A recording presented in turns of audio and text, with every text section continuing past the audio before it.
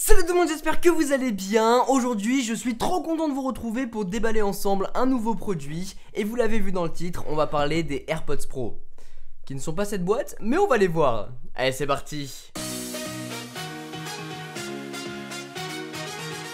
Les AirPods Pro, ça fait quand même quelques mois maintenant qu'on en entend les rumeurs. On pensait que ça allait être cela, que cette deuxième génération allait comporter la réduction de bruit active qui est dans cette nouvelle génération. Donc voilà, moi j'ai chopé la deuxième génération. On en avait parlé dans une vidéo complète. Cette fois-ci, on va parler de celle-là qui est du coup la nouvelle qui est sortie il y a quelques jours maintenant. Et Apple l'a sortie en mode soum soum, personne n'était au courant.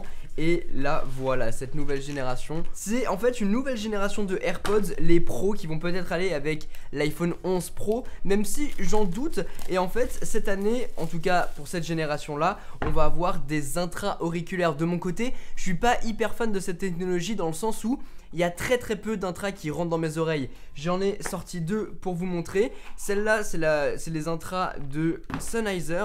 C'est des petits tours de cou qui se mettent comme ça. Et en fait, ils ont des embouts tellement fins qu'en fait, c'est les seuls embouts qui rentrent dans mes oreilles. Donc peut-être qu'on peut les récupérer pour les mettre sur d'autres. Mais par exemple, les derniers écouteurs de Sony qui sont ceux-là, les WF-1000X M3, qui sont incroyables, qui ont une réduction de bruit de ouf. Et ben en fait, les embouts ils sont trop gros pour moi. Regardez ça. La différence de taille entre les deux est quand même assez importante. Si je vous rapproche ça, vous verrez un petit peu mieux. Tu vois, genre moi je préfère celui-là, il rentre parfaitement bien dans mes oreilles alors que les autres pas du tout.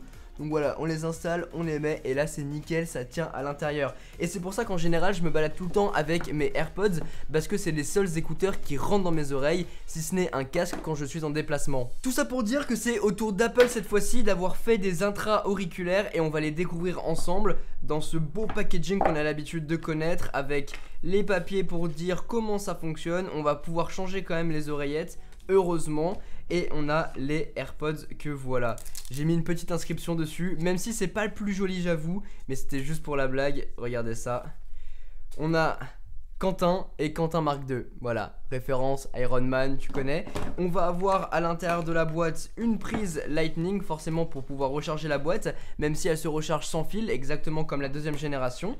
Et on va avoir ce petit paquet qui comporte du coup à l'intérieur toutes les différentes oreillettes de tailles différentes que voilà. Ils sont beaux. Déjà ils sont dans une boîte qui sont pas trop grosses. Si on compare encore une fois avec ceux de Sony, on voit quand même la différence, même si on est sur la même technologie quoi.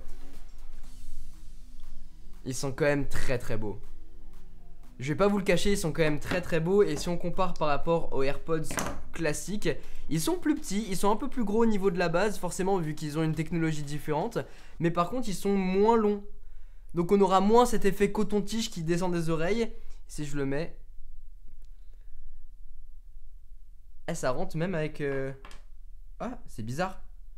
C'est bizarre, j'entends, je pense qu'il y a un micro qui est activé parce que je m'entends. On va sortir son petit iPhone qu'on va déverrouiller et ensuite on va ouvrir la boîte. Parce que comme d'habitude, la magie avec les produits Apple, c'est ça. C'est que directement, on a un pop-up qui s'affiche pour justement pouvoir les connecter en un appui. Et c'est incroyable. On va du coup changer les embouts pour mettre des plus petits pour que ça soit parfaitement adapté. Waouh, la vache, ça va vachement loin. On voit carrément tout ce qu'il y a à l'intérieur. Ok, bah écoutez, je pense que c'est bon. On va pouvoir les mettre. Par contre, il y a vraiment un sens pour cela. Left, right, c'est comme ça. Donc on en met un. On en met deux. Ça a fait le bruit des AirPods pour me dire que c'est connecté. Waouh, c'est ouf. J'entends plus rien. 1, 2, 1, 2, 1, 2, 2. Waouh, c'est trop bizarre. En fait, on a cette sensation exactement. Attendez, si je fais ça. Mais c'est trop bizarre parce que justement, on a exactement la même sensation que j'aime pas tellement avec les intras. C'est qu'en fait, on a l'impression d'être tout de suite enfermé et étouffé dans ces écouteurs. Il va falloir s'habituer, je pense. Mais déjà, ça rentre. Donc, ça, c'est plutôt pas mal. Donc aussi on les remet. Faut pas trop appuyer non plus. Bon, ça se lit direct. Mais j'entends rien, waouh. Par contre c'est assez impressionnant. La qualité est vraiment bonne, mais je sais pas du tout s'il y a une différence par rapport aux AirPods classiques.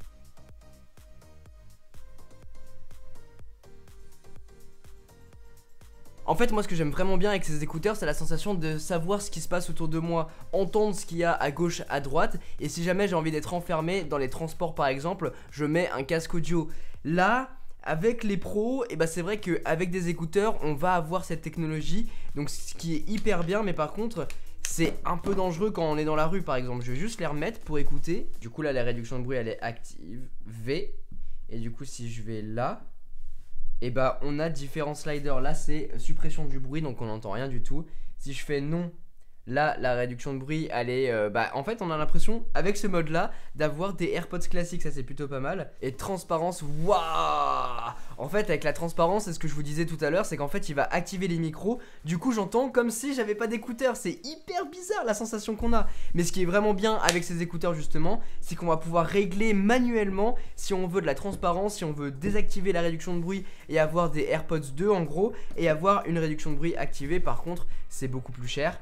Donc par exemple là j'active la suppression de bruit. Waouh, j'ai l'impression d'être complètement dépressurisé. Je sais pas si c'est comme ça que ça se dit. La qualité est vraiment bien et j'entends rien du tout. Alors franchement je suis agréablement surpris de ces AirPods Pro. Déjà de 1 je pensais pas que ça allait rentrer dans mes oreilles. De 2 j'aime pas trop la boîte. Franchement quand vous comparez les deux, bah celui-là il est beaucoup plus pratique à transporter. Et puis il y a des... Je sais pas, je suis pas hyper fan de la boîte, mais en tout cas ça rentre quand même dans la poche. Comme je vous l'ai dit, si on compare à celui de Sony, bah la différence est vite vue. Après, esthétiquement parlant, déjà c'est quand même mieux que les autres, parce que bah, si on compare et qu'on met les deux dans les oreilles, regardez ce que ça donne. Et bah là la tige elle descend beaucoup plus bas que là. Plutôt pas mal franchement, esthétiquement parlant, au niveau du design c'est plutôt pas mal. Après, est-ce que ça vaut son appellation pro ? Franchement, je sais pas pourquoi. Enfin, la réduction de bruit, ça fait pas un produit pro en fait. C'est juste les AirPods auraient dû sortir comme ça de base.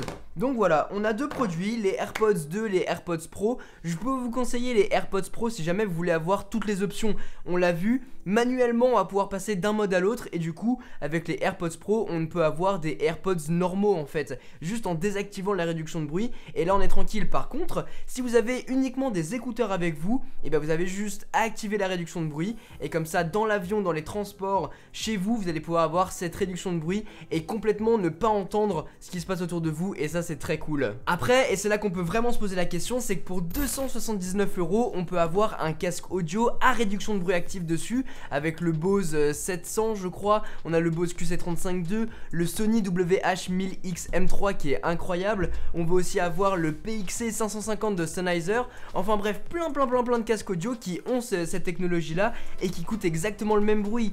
Là ce que j'aime bien c'est qu'on a la polyvalence, c'est à dire qu'on a des écouteurs qui font à la fois les AirPods et qu'on a aussi la réduction de bruit. Donc ça évite d'avoir des écouteurs et aussi un casque à côté. Après encore une fois il faut tester la réduction de bruit. Là je viens tout juste de les avoir pour les déballer en direct avec vous, donc j'en sais rien du tout, mais je vais tester ça et on en parle très prochainement sur les réseaux sociaux. Mais voilà, du coup ça laisse à réfléchir. Je vais les tester plus en profondeur pour voir vraiment ce que ça vaut ces AirPods Pro, qui sont pas des AirPods Pro, qui sont des AirPods 3 ou 2 bis qui auraient dû sortir. Quoi qu'il en soit, j'aime bien le produit est vraiment cool et surtout ça tient dans mes oreilles, donc ça c'est un gros point fort. Après ce qui est aussi très fort, c'est qu'on va pouvoir ajuster via directement notre téléphone les ampoules pour nous dire si oui ou non c'est exactement les bons. Là j'ai pris les plus petits et effectivement c'est les bons d'un bout, donc il nous le met avec un petit truc vert et il nous met une petite musique en fond pour vraiment ajuster les trucs comme il faut. Après directement dans les réglages on va pouvoir ajuster le nom, dire si on veut la réduction de bruit, le contrôle du bruit ou des trucs comme ça, ou le mettre en transparence tout simplement.